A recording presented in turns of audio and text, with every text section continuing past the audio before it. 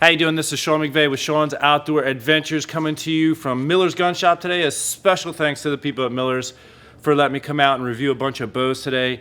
I'm going to kick it all off with, this is the Hoyt Hyper Force ZT. This bow is currently set up with 70 pounds and 30-inch draw, and a couple things stand out to me right away. I haven't even drawn a bow back yet, but I see they've implemented a new system for their lower cam, which I can see by looking at this is going to help prevent cam lean down there. So that's a nice little thing they've added on this year. They've changed the roller system again this year.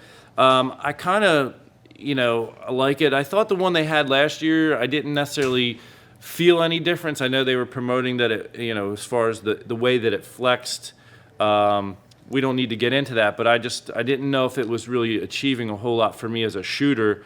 So they've changed this, and the way that works with this whole system, I've been told it works really nice. So the grip has a nice feel to it. Hoyt's, some bows have a thinner grip than what you feel with Hoyt. I've always kind of liked the Hoyt grip myself. Everyone has their own preference. And one thing I've also noticed this year is they did away with the exploded riser cage down here, and they just have a bend in the riser. Now, those curves in the riser like that do help provide rigidity. They have some dampeners down here, and I'm excited. I want to take a couple shots with this thing and just see what we get. So let's go over to the range here and do some shooting. As far as the back wall rating on this bow, I would say that it's a little bit of a give to it. I mean, it could be, especially when your timing goes out a little bit on these, they feel softer. So I'll give it a 7 out of 10, and just like most Hoyts, it comes off the back wall fairly easy. Get about a 5 or 6 out of 10 on that. All right, so I'm going to start off with the 350 grain arrows at 70 pounds.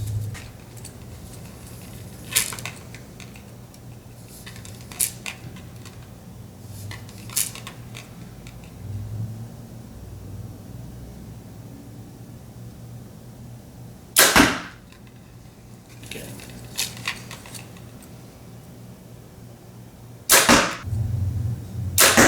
All right, now I'm going to bump up to the 450 grain arrow.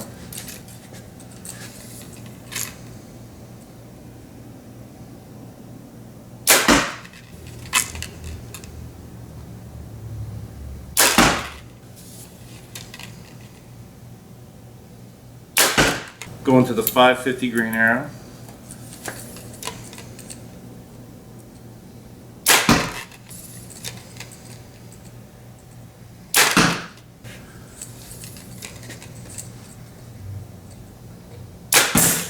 All right, so let's go over the data here. And I will say this, as far as the draw cycle of the Hoyts that I shot this year, there is a little bit of a dump at the end. There's like a hump and a dump at the end of the draw cycle. So there's a little bit of not comfortableness at the very end of the draw cycle. Just throwing that out there for those of you who are interested in that type of a thing. And let's just take a look at what was the overall data here. We're looking down on the left side here, so it's the Hyper Force ZT, a little over 31-inch axle to axle, 6-inch brace height. The draw length measured 30 and a 16th inch. The draw weight came in at 70.5 pounds. And when it was at full draw, it was 12.8 pounds for an 82% let off. Looking at the bow, again, 70 pounds, 350 grain arrow, came in at 331 feet per second, 79.3 decibels. And I will point out on the right, in my control bow and control setting came in at 308 feet per second and 78 decibels. And that particular day, it clocked 306 feet per second and 78.1 decibels. So as far as the noise level, which is the most important point of the reason why I'm doing the control bow, it was almost dead on. Looking down at the 450 grain arrow, came in at 294 feet per second, 78.7 decibels, and the 550 grain is 271 feet per second, 78.8 decibels. Moving down now, I dropped the poundage down to 65 pounds. When it was at full draw, it was measuring 14.02 pounds, and that gives us a 79% let off. So at 325 grain arrow, it was 331 feet per second. So that's the same speed it was at 70 pounds in a 350 grain arrow. 79.2 decibels, almost the exact same noise reading. Dropping down, we were at 293 feet per second at the 425 grain arrow and 78.3 decibels. And at 525, we were at 268 feet per second, 77.3 decibels. So as far as the efficiency of the bow, when we dropped weight at 5 grains per pound, it maintained its speed, which was nice to see. And if you're a Hoyt fan, I think that this is a really nice bow for you Hoyt fans.